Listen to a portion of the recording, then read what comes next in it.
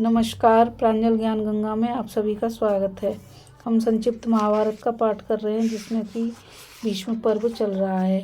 कल हमने कथा में 10वें दिन के युद्ध के वृतांत को पढ़ा था। आज हम कथा में भीष्म जी के वध की कथा को पढ़ेंगे। कि भीष्म जी का वध किस प्रकार हुआ। राजा धृतराष्ट्र ने पूछा, संजय, शांतनु कुमार भीष्म और कौरवों ने 10वें दिन पांडवों के साथ किस प्रकार युद्ध किया, उस महायुद्ध का सब विवरण मुझे सुनाओ। संजय ने कहा, राजन, जब कौरवों के सहित भीष्म और पांचाल वीरों के सहित अर्जुन आपस में युद्ध करने लगे तो कोई भी यह निश्चय नहीं कर सकता था कि उनमें कौन जीतेगा। उस 10वें दिन तो इन दोनों का समागम होने पर बहुत ही सैन्य संहार हुआ। भीष्म जी ने उस संग्राम में हजारों वीरों को धराशायी कर दिया। धर्मात्मा भीष्म 10 दिन तक पांडवों की सेना को संतप्त कर अब अपने जीवन से उदासीन हो गए। उन्होंने युद्ध करते हुए प्राण त्याग देने की इच्छा से यह विचार किया कि अब मैं बहुत वीरों को नहीं मारूंगा, और पास ही खड़े हुए राजा युधिष्ठिर से कहा, बेटा युधिष्ठिर, मैं तुमसे एक धर्मानुकूल बात कहता हूँ, सुनो भैया। इस शरीर में बहुत उदासीन हो गया हूँ। इस संग्राम में बहुत से प्राणियों का संहार करते करते मेरा समय बीता है। इसलिए यदि तुम मेरा प्रिय करना चाहते हो तो अर्जुन और पांचाल तथा संजय वीरों को आगे करके मेरे वध का प्रयत्न करो। भीष्म जी का ऐसा आशा समझकर सत्यदर्शी अर्जुन ने संजय वीरों को साथ लेकर उन पर आक्रमण किया और अपनी सेना को आज्ञा दी, आगे बढ़ो, युद्ध में डट जाओ। आज शत्रुओं पर विजय प्राप्त करने वाले वीर अर्जुन ने सुरक्षित होकर भीष्म जी को परास्त कर दो। महान धनुर्धर सेनापति धृष्टद्युम्न और भीमसेन भी अवश्य तुम्हारी रक्षा करेंगे। संजय वीरों, आज तुम भीष्म जी से तनिक भी मत घबराना। हम शिखंडी को आगे करके उन्हें अवश्य परास्त कर देंगे। बस अब सब योद्धा क्रोधातुर होकर रण क्षेत्र में कदम बढ़ाने लगे और शिखंडी तथा अर्जुन को आगे रखकर भीष्म जी को धराशायी करने का पूरा प्रयत्न करने लगे। इधर आपके पुत्र की आज्ञा से देश देश के राजा द्रोणाचार्य, अश्वत्थामा तथा अपने सब भाइयों के सहित दुशासन बहुत ही सी सेना लेकर भीष्म जी की रक्षा करने लगे। इस प्रकार भीष्म जी को आगे रखकर आपके अनेक वीर शिखंडी आदि पांडवों के योद्धाओं से लड़ने लगे। पांचाल वीरों के सहित अर्जुन शिखंडी को आगे रखकर भीष्म जी के सामने आए। इसी प्रकार सात्यकी, अश्वत्थामा से धृष्टकेतु, पौरव से अभिमन्यु, दुर्योधन और उसके मंत्रियों से सेना के सहित विराट, जयद्रथ से राजा युधिष्ठिर, राजा शल्य से और भीमसेन आपकी गजारोही सेना से संग्राम करने लगे। आपके पुत्र और अनेकों राजा अर्जुन और शिखंडी को मारने के लिए टूट पड़े। इस भयानक मुठभेड़ में दोनों सेनाओं के इधर उधर दौड़ने से पृथ्वी डगमगाने लगी और उनका भीषण शब्द शबोर गूंजने लगा। रथी रथियों से लड़ने लगे, घुड़सवार घुड़सवारों पर टूट पड़े, गजारोही गजारोहियों से भिड़ गए और पैदल पैदलों से लोहा लेने लगे। दोनों ही पक्ष विजय के लिए उतावले हो रहे थे, अतः एक दूसरे को तहस नहस करने के लिए उनकी बड़ी करारी मुठभेड़ हुई। राजानम महापराक्रमी अभिमन्यु सेना के सहित आपके पुत्र दुर्योधन के साथ युद्ध करने लगा। दुर्योधन ने क्रोध में भरकर 9 बाणों से अभिमन्यु की छाती पर वार किया और फिर उस पर 3 बाण छोड़े। तब अभिमन्यु ने बड़े रोष से उस पर एक भयंकर शक्ति का वार किया। उसे आती देख कर आपके पुत्र ने एक तेज बाण से उसके 2 टुकड़े कर दिए। यह देखकर अभिमन्यु ने उसकी छाती और भुजाओं में 3 बाण मारे। इसके बाद उसने 10 बाणों से फिर उसकी छाती पर वार किया। यह दुर्योधन और अभिमन्यु का युद्ध बड़ा ही भयंकर और विचित्र हुआ। उसे देखकर सब राजा उनकी बढ़ाई करने लगे।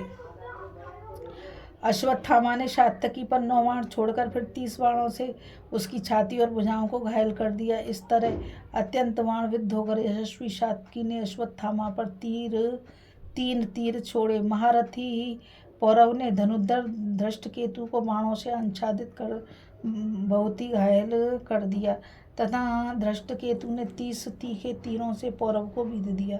फिर दोनों ने दोनों के धनुष काट डाले और एक दूसरे के घोड़ों को मारकर दोनों ही रथीन होकर तलवारों से युद्ध करने लगे। दोनों ने गेंडे के चमड़े की ढाल और चमचमाती हुई तलवार ले ली तथा एक दूसरे के सामने आकर तरह तरह के पैतरे बदलते हुए युद्ध के लिए ललकारने लगे। पौरव ने बड़े रोष से धृष्टकेतु के ललाट पर प्रहार किया तथा धृष्टकेतु ने अपनी तीखी तलवार से पौरव की हंसली पर चोट की। इस प्रकार एक दूसरे के वेग से अभिहत होकर वे पृथ्वी पर लौटने लगे। इसी समय आपका पुत्र जयद्रथ पौरव को और माद्रीनंदन सहदेव धृष्टकेतु को रथ में डालकर युद्ध क्षेत्र से बाहर ले गया। दूसरी ओर द्रोणाचार्य ने धृष्टद्युम्न का धनुष काटकर उसे 50 बाणों से बीध दिया। तब शत्रुघ्न धृष्टद्युम्न ने दूसरा धनुष लेकर आचार्य के देखते देखते बाणों की जड़ी लगा दी, किंतु महारथी द्रोण ने अपने बाणों की बौछार से उन्हें काटकर धृष्टद्युम्न पर 5 तीर छोड़े। तब धृष्टद्युम्न ने क्रोध में भरकर आचार्य पर एक गदा छोड़ी, उसे आचार्य ने 50 बाण छोड़कर बीच में ही गिरा दिया। यह देखकर धृष्टद्युम्न ने एक शक्ति फेंकी, उसे द्रोणाचार्य ने 9 बाणों से काट डाला और फिर संग्राम भूमि में धृष्टद्युम्न के दांत खट्टे कर दिए। इस प्रकार यह द्रोण और धृष्टद्युम्न का बड़ा ही भीषण और घमासान युद्ध हुआ। इधर अर्जुन भीष्म जी के सामने आकर उन्हें अपने तीखे बाणों से व्यथित करने लगे। यह देख राजा भगदत्त अपने मतवाले हाथी पर बैठकर उनके सामने आ गया। उन्होंने अपनी बाणों वर्षा से अर्जुन की गति रोक दी। तब अर्जुन ने अपने तीखे तीरों से भगदत्त के हाथी को घायल कर दिया और शिखंडी को आदेश दिया कि आगे बढ़ो, भीष्म जी के पास पहुंचकर उनका अंत कर दो।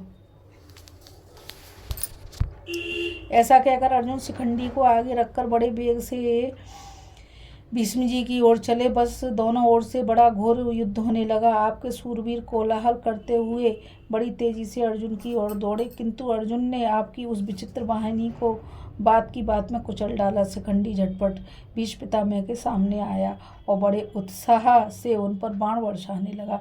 भीष्म जी ने भी अनेकों दिव्यास्त्र छोड़कर शत्रुओं को भस्म करना आरंभ कर दिया। उन्होंने अर्जुन के अनुयायी अनेकों सौमक वीरों को मार डाला और पांडवों की उस सेना को आगे बढ़ने से रोक दिया।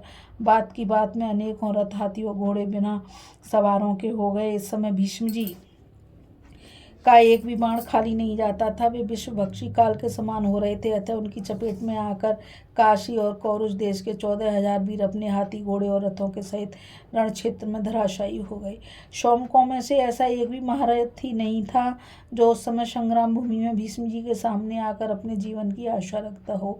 इसलिए उनके मुकाबले पर जाने की किसी की भी हिम्मत नहीं होती थी। बस केवल वीरांगनी अर्जुन और अतुलित तेजस्वी शिखंडी ही उनके आगे टिकने का साहस रखते थे। शिखंडी ने भीष्म जी के सामने आकर उनकी छाती में 10 बाण मारे, किंतु भीष्म जी ने उसके स्त्रुत्व का विचार करके उस पर वार नहीं किया। फिर शिखंडी इस बात को नहीं समझ सका। तब उसने अर्जुन से कहा, वीर झटपट आगे बढ़कर भीष्म जी का वध करो। बार बार मुझे से कहलाने की क्या आवश्यकता है। तुम महारथी भीष्म को फौरन मार डालो। मैं सच कहता हूँ, युधिष्ठिर सेना में मुझे तुम्हारे सिवा और ऐसा कोई वीर दिखाई नहीं देता जो संग्राम में भीष्म जी के आगे ठहर सके। अर्जुन के ऐसा कहने पर शिखंडी ने तुरंत ही तरह तरह के तीरों से पितामह को बीध दिया, परंतु उन्होंने उन बाणों की कुछ भी परवाह न करके अपने बाणों से अर्जुन को रोक दिया। उसी प्रकार उन्होंने बाणों की बौछार से बहुत सी पांडव सेना को भी परलोक भेज दिया।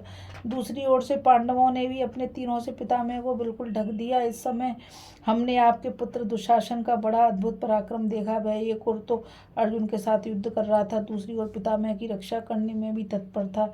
इस संग्राम में उसने अनेकों रथियों को रथहीन कर दिया तथा अनेकों अश्वारोहियों और गजारोही उसके पहने बाणों से कटकर पृथ्वी पर लौटने लगे। यही नहीं, बहुत से हाथी भी उसके बाणों से व्यतीत होकर इधर उधर भाग निकले। इस समय दुशासन को जीतने या उसके सामने जाने का किसी भी महारथी को साहस नहीं हुआ। केवल अर्जुन ही उसके सामने आ सके। उन्होंने उसे परास्त करके फिर भीष्म जी पर ही धावा किया। इधर शिखंडी तो अपने वज्रतुल्य बाणों से पितामह पर प्रहार कर ही रहा था, किंतु उनसे आपके पिताजी को कुछ भी कष्ट नहीं जान पड़ता था। वे उन्हें हंसते हुए झेल रहे थे। तब आपके पुत्र ने अपने समस्त योद्धा से कहा, वीरों, तुम लोग अर्जुन पर चारों ओर से धावा करो, डरो मत। धर्मात्मा भीष्म जी तुम सब लोगों की रक्षा करेंगे। यदि संपूर्ण देवता भी एकत्रित होकर आवें तो भीष्म के सामने नहीं टिक सकते, फिर पांडवों की तो विषाती क्या है। इसलिए अर्जुन को सामने आते देख पीछे ना भागो। मैं स्वयं पूर्वक इसका सामना करूंगा। आप लोग भी सावधानी पूर्वक मेरी सहायता करो। आपके पुत्र की जोश भरी बातें सुनकर सभी योद्धा आवेश में भर गए। इनमें विधेय, कलिंग, दाशरथ, निषाद, शौवीर, बाहलिक, दरद, प्रतीच्य, मालव, अभिशः, शूरसेन, शिवी, वशती, शाल, शक, त्रिगर्त, अम्वष्ट और केकय आदि देशों के राजा थे। ये सब के सब एक साथ ही अर्जुन पर टूट पड़े। तब अर्जुन ने दिव्य बाणों का स्मरण करके धनुष पर उनका संधान किया और जैसे ही अग्नि पतंगों को जला डालती है, उसी प्रकार वे उन राजाओं को भस्म करने लगे। महाराज उस समय अर्जुन के बाणों से घायल होकर रथ की ध्वजा के साथ रथी, घुड़सवारों के साथ घोड़े और हाथी सवारों के साथ हाथी गिरने लगे। सारी पृथ्वी बाणों से ढक गई। आपकी सेना चारों ओर भागने लगी। इस प्रकार सेनाओं को भगाकर अर्जुन ने दुशासन के ऊपर प्रहार करना शुरू किया। उनके बाण दुशासन के शरीर को छेद कर पृथ्वी में समा जाते थे। थोड़ी देर में उन्होंने उसके घोड़े और सारथी को मार गिराया। फिर 20 बाण मारकर विवशंती के रथ को तोड़ डाला और 5 बाणों से उसे भी घायल कर दिया। तत्पश्चात कृपाचार्य, विकर्ण और शल्य को भी बीध कर उन्हें रक्तहीन कर दिया। तब तो वे सभी महारथी पराजित होकर भाग चले। दोपहर के पहले पहले इन सभी योद्धाओं को हराकर अर्जुन धूम रहित अग्नि के समान देदीप्यमान होने लगे। प्रखर किरणों से जगत को तपाने वाले सूर्य की भांति वे अपने बाणों से अनन्य राजाओं को भी ताप देने लगे। शायकों की वर्षा से समस्त महारथियों को भगाकर उन्होंने संग्राम में कौरव पांडवों के बीच रक्त की एक बहुत बड़ी नदी बहा दी थी। इतने में उन्होंने दिव्य अस्त्रों का प्रयोग करते हुए भीष्म जी अर्जुन के ऊपर चढ़ाए। यह देखकर शिखंडी ने उन पर धावा किया। उसे देखते ही भीष्म जी ने अपने अग्नि के समान तेजस्वी अस्त्रों को समेट लिया। तब अर्जुन पितामह को मूर्छित करके आपकी सेना का संहार करने लगा। तदंतर शल्य, कृपाचार्य, चित्रसेन, दुशासन और विकर्ण देदीप्यमान रथों पर बैठकर पांडवों पर चढ़ाए और उनकी सेना को कपाने लगे। इन शूरवीरों के हाथ से मारी हुई वह सेना सब ओर भागने लगी। इधर पितामह भीष्म भी सजग होकर पांडवों के मर्म पर आघात करने लगे। इसी प्रकार अर्जुन ने आपकी सेना के बहुत से हाथियों को मार गिराया। उनके बाण की मार से हजारों मनुष्यों की लाशें गिरती दिखाई देती थी। योद्धाओं के कुंडलों सहित मस्तिष्क से रणभूमि आच्छादित हो गई थी। इस वीर विनाशक संग्राम में भीष्म जी और अर्जुन दोनों ही अपना पराक्रम दिखा रहे थे। इसी बीच में पांडवों का सेनापति महारथी धृष्टद्युम्न वहां आकर अपने सैनिकों से बोला, सोमको, तुम लोग संजयों को साथ लेकर भीष्म पर दावा करो। सेनापति की आज्ञा सुनकर सोमक और सूर्यवंशी क्षत्रिय बाण वर्षा से पीड़ित होने पर भी भीष्म जी पर चढ़ाए। राजन, जब आपके पिता उनके बाणों से बहुत घायल हो गए तो बड़े अमर्ष से भरकर संजयों के साथ युद्ध करने लगे। पूर्व काल में परशुराम जी ने जो उन्हें शत्रु संहारणी अस्त्र विद्या सिखाई थी, उसका उपयोग करके भीष्म जी ने शत्रु सेना का संहार आरंभ किया। वे प्रतिदिन पांडवों के 10,000 योद्धाओं का संहार करते थे। उस 10वें दिन भी भीष्म जी ने अकेले ही मत्स्य और पांचाल देश के असंख्य हाथी घोड़े मार डाले तथा उनके साथ महारथियों को यमलोक भेज दिया। इसके बाद उन्होंने 5,000 रथियों का संहार किया। फिर 14,000 पैदल, 1,000 हाथी और 10,000 घोड़े मार डाले। इस प्रकार समस्त राजाओं की सेना का संहार करके भीष्म जी ने विराट के भाई शतानीक को मार गिराया। इसके बाद 1,000 और राजाओं का मृत्यु का ग्रास बनाया। पांडव सेना के जो वीर अर्जुन के पीछे गए थे, वे सभी भीष्म के सामने जाते ही यमलोक के अतिथि बन गए। भीष्म जी यह महान पराक्रम करके हाथ में धनुष लिए दोनों सेनाओं के बीच में खड़े हो गए। उस समय कोई राजा उनकी ओर आंख उठाकर देखने का साहस भी न कर सका। भीष्म जी के उस पराक्रम को देखकर भगवान श्री कृष्ण ने धनंजय से कहा, अर्जुन देखो, ये शांतनु नंदन भीष्म जी दोनों सेनाओं के बीच में खड़े हैं। अब तुम जोर लगाकर इनका वध करो, तभी तुम्हारी विजय होगी। जहाँ ये सेना का संहार कर रहे हैं वहां पहुंचकर जबरदस्ती इनकी गति को रोक दो अर्जुन, अन्यथा तुम्हारी विजय ना हो पाएगी। तुम्हारे सिवा दूसरा कोई वीर ऐसा नहीं है जो भीष्म के बाणों का आघात सह सके। भगवान की प्रेरणा से अर्जुन ने उस समय इतनी बाण वर्षा की कि भीष्म जी रथ, ध्वजा और घोड़ों के साथ उसे आच्छादित हो गए। परंतु पितामह ने अपने बाण छोड़कर अर्जुन के बाणों के टुकड़े टुकड़े कर दिए। तब शिखंडी अपने उत्तम अस्त्र शस्त्रों को लेकर बड़े वेग से भीष्म जी की ओर दौड़ा। उस समय अर्जुन उसकी रक्षा कर रहे थे। भीष्म जी के पीछे चलने वाले जितने भी योद्धा थे उन सबको अर्जुन ने मार गिराया और स्वयं भी भीष्म पर दावा किया। इनके अतिरिक्त सात्यकी, चेकितान, धृष्टद्युम्न, विराट, द्रुपद, नकुल, सहदेव, अभिमन्यु और द्रौपदी के 5 पुत्र भी थे। ये सब लोग एक साथ भीष्म जी पर बाणों की वर्षा करने लगे। बोल पितामह भीष्म की जय। किंतु इससे उन्हें तनिक भी घबराहट नहीं हुई। उपर्युक्त योद्धाओं के बाणों को पीछे लौटाकर वे पांडव सेना में घुस गए और मानो खेल कर रहे हों इस प्रकार उनके अस्त्र शस्त्रों को उच्छेद करने लगे। शिखंडी के एक स्त्री भाव का स्मरण करके वे बारंबार मुस्कुरा कर रह जाते थे, उस पर बाण नहीं मारते थे। जब उन्होंने द्रुपद की सेना के 7 महारथियों को मार डाला तब रणभूमि में महान कोलाहल होने लगा। इसी समय अर्जुन शिखंडी को आगे करके भीष्म जी के निकट पहुंच गए। इस प्रकार शिखंडी को आगे रखकर सभी पांडवों ने भीष्म जी को चारों ओर से घेर लिया और उन्हें बाणों से बीतना आरंभ कर दिया। शतघ्नि, परग, परसा, मुगधर, मूसल, प्राश, बाण, शक्ति, थोमर, कंपन, नाराज, वस्त्र, दंड और भुशुंडी आदि अस्त्र शस्त्रों का प्रहार होने लगा। उस समय भीष्म तो अकेले थे और उन्हें मारने वालों की संख्या बहुत थी। इससे उनका कवच छिन्न भिन्न हो गया, उन्हें विशेष कष्ट पहुंचा।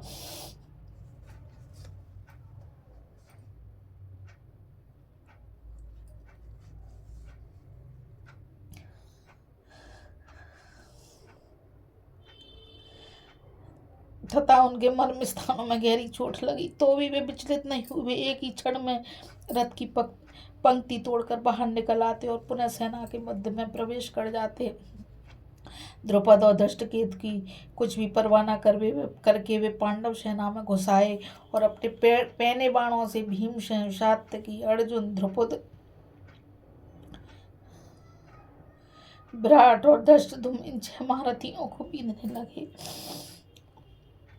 इन महारथियों ने भी उनके बाणों का निवारण करके पृथक पृथक 10-10 बाणों से भीष्म जी को बीध दिया। महारथी शिखंडी ने बाणों का प्रबल प्रहार किया, किंतु उससे उन्हें तनिक भी कष्ट नहीं हुआ। तब अर्जुन ने कुपित होकर भीष्म जी के धनुष को काट दिया। उनके धनुष का काटना कौरव महारथियों से नहीं सहा गया। उस समय आचार्य, द्रोण, कृतवर्मा, जयदत्त, भूरिश्रवा, शल्य तथा भगदत्त 7 वीर क्रोध में भरकर धनंजय पर टूट पड़े और अपने दिव्य अस्त्रों का कौशल दिखाते हुए उन्हें बाणों से आच्छादित करने लगे। अर्जुन पर धावा करने वाले इन कौरव वीरों ने महान कोलाहल मचाया। उस समय उनके रथ के पास मारो, यहाँ लाओ, पकड़ो, टुकड़े टुकड़े कर दो आदि की आवाज़ सुनाई देने लगी। यह आवाज़ सुनकर पांडवों के महारथी भी अर्जुन की रक्षा के लिए दौड़े। सात्यकी, भीमसेन, धृष्टद्युम्न, विराट, द्रुपद, घटोत्कच और अभिमन्यु ये 7 वीर अपने अपने विचित्र धनुष लिए क्रोध में भरे हुए कौरव के सामने आ डटे। फिर तो दोनों दलों में रोमांचकारी तुमुल युद्ध छिड़ गया, मानो देवता और दानव लड़ रहे हों। भीष्म जी का धनुष कट गया था। उसी अवस्था में शिखंडी ने उन्हें 10 बाणों से बीत दिया। फिर 10 बाणों से उनके सारथी को मारकर एक से उनके रथ की ध्वजा काट डाली। तब भीष्म जी ने दूसरा धनुष हाथ में लिया, किंतु अर्जुन ने उसे भी काट दिया। इस प्रकार भीष्म जी ने अनेकों धनुष लिए, पर अर्जुन सबको काटते गए। बारंबार धनुष कटने से भीष्म जी को बड़ा क्रोध हुआ और उन्होंने पर्वतों को भी विदीर्ण करने वाली एक बहुत बड़ी शक्ति अर्जुन के रथ पर फेंकी। यह देख अर्जुन ने 5 बाण मारकर उस शक्ति के टुकड़े टुकड़े कर दिए। शक्ति को कटी हुई देखकर भीष्म जी मन ही मन विचारने लगे, यदि भगवान श्री कृष्ण न रक्षा करते होते तो मैं एक ही धनुष से संपूर्ण पांडवों का वध कर सकता था। इस समय मेरे सामने पांडवों के साथ युद्ध न करने के 2 कारण उपस्थित हैं। एक तो ये मेरे पांडु की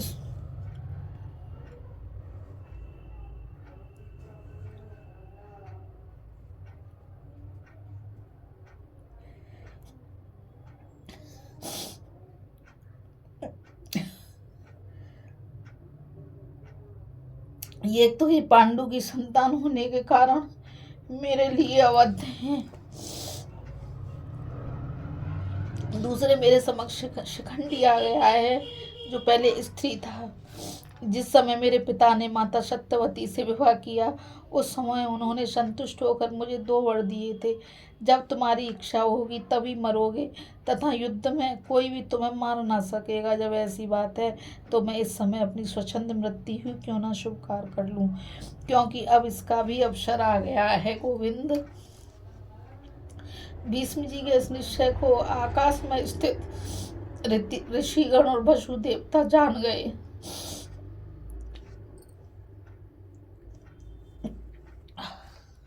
उन्होंने भीष्म जी को संबोधित करके कहा, तात तुमने जो विचार किया है वह हम लोगों को भी बहुत प्रिय है, बस अब वही करो। युद्ध की ओर से चित्तवृत्ति हटा लो। उनकी बात पूरी होते ही शीतल मंद सुगंध वायु चलने लगी, जल की फुहारें पड़ने लगी, देवताओं की दुंदुभियां बज उठी और भीष्म जी पर फूलों की वर्षा होने लगी। ऋषियों की यह बात दूसरे किसी को नहीं सुनाई पड़ी, केवल भीष्म जी सुन सके और व्यास मुनि के प्रभाव से मैंने भी सुन लिया। वसुओं की उपयुक्त बात सुनकर पितामह ने अपने ऊपर तीक्ष्ण बाणों की वर्षा होती रहने पर भी अर्जुन पर हाथ नहीं उठाया।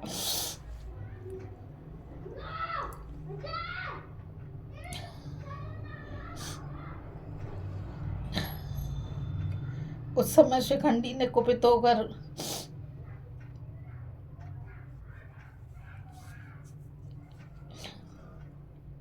भीष्म की छाती में 9 बाण मारे।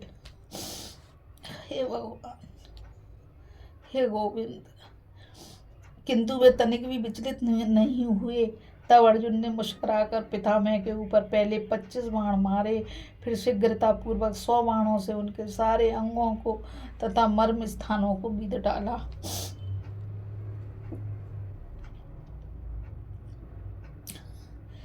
इसी प्रकार दूसरे राजा भी भीष्म पर सहस्त्र बाणों का प्रहार करने लगे।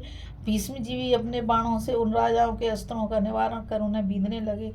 तत्पश्चात अर्जुन ने पुनः भीष्म जी के धनुष को काट दिया और 9 बाणों से उन्हें बीध कर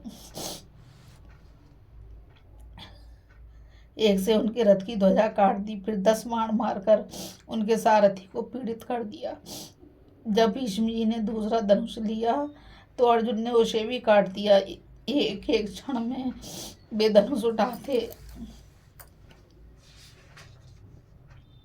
और अर्जुन उसे काट देते। इस प्रकार जब बहुत से धनुष कट गए तो भीष्म जी ने अर्जुन के साथ युद्ध बंद कर दिया।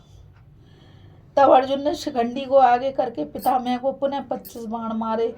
उनसे अत्यंत आहत होकर पितामह ने दुशासन से कहा, देखो यह महारथी अर्जुन आज क्रोध में भरकर मुझे हजारों बाणों से बीत चुका है।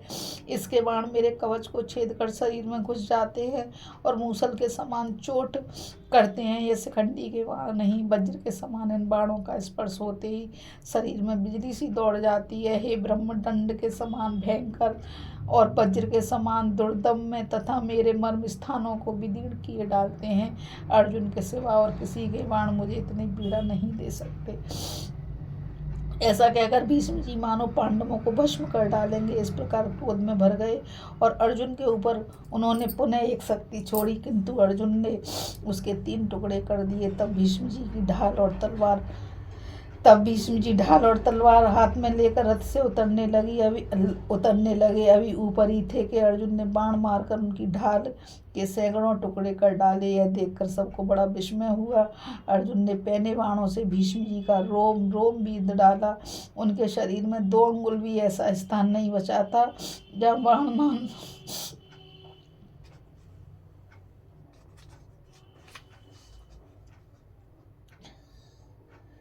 जहाँ बाण न लगा हो।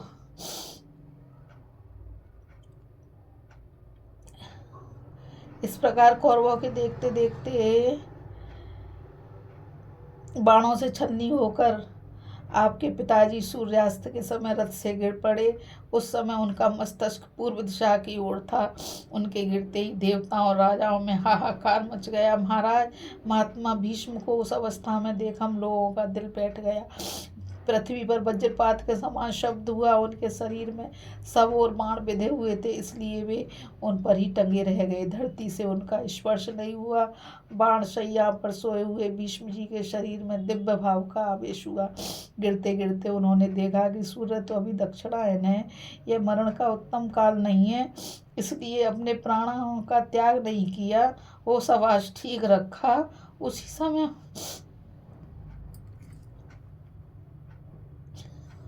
उन्हें आकाश में यह दिव्य वाणी सुनाई दी, महात्मा भीष्म जी तो संपूर्ण शास्त्र वेत्ताओं में श्रेष्ठ हैं।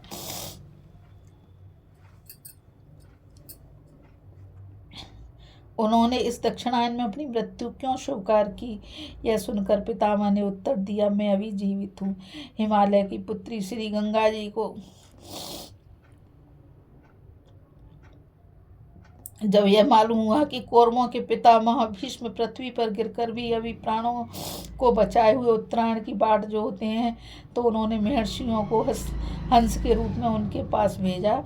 उन्होंने आकर सैया पर पड़े हुए भीष्म जी का दर्शन करके उनकी प्रदक्षिणा की। फिर परस्पर कहने लगे, भीष्म जी तो बड़े महात्मा हैं, ये दक्षिणायन में भला अपना शरीर क्यों छोड़ेंगे। यों कहकर जब वे जाने लगे तो भीष्म जी ने उनसे कहा, हंसगण, आपसे सत्य कहता हूँ, मैं दक्षिणायन में देह त्याग नहीं करूँगा। उत्तरायण होने पर ही अपने धाम की यात्रा करूँगा, यह मेरे मन में पहले ही निश्चित है। पिता के वरदान से मृत्यु मेरे अधीन है, मृत्यु मुझे नहीं आ सकती, इसलिए नियत समय तक प्राण धारण करने में मुझे विशेष कठिनाई नहीं होगी।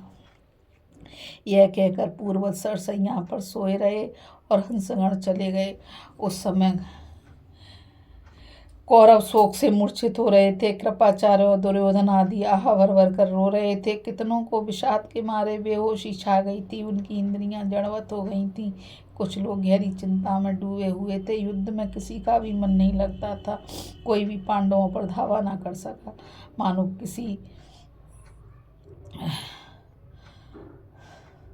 किसी महान ग्रह ने उनके पैर पकड़ लिए हों। उस समय सब लोग यही अनुमान लगाते थे, अब कौरवों के विनाश होने में अधिक देर नहीं है। पांडव विजयी हुए थे, अतः उनके दल में शंखनाद होने लगे। संजय और सौमक खुशी के मारे फूल उठे। भीमसेन ताल ठोकते हुए सिंहों के समान दहाड़ने लगे।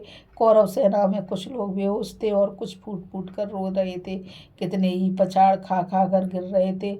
कुछ लोग क्षत्रिय धर्म की निंदा करते थे और कुछ भीष्म जी की प्रशंसा। भीष्म जी उपनिषदों में बताई हुई योग धारणा का आश्रय ले प्रणव का जप करते हुए उत्तरायण काल की प्रतीक्षा करने लगे। बोलो श्री शंकर भगवान की जय। बोलो श्री भीष्म पितामह की जय। इस कथा में बस इतना ही। अभी हम भीष्म जी के वध की कथा को पढ़ रहे थे। कल हम कथा में भीष्म जी के पास जाकर सब राजाओं का तथा कर्ण का मिलना की कथा को पढ़ेंगे। इस कथा में बस इतना ही। मुझ गीता रावत को आज्ञा दीजिए। कल फिर मिलेंगे एक नई कथा के साथ। राधे राधे। जय श्री कृष्ण। नमस्कार।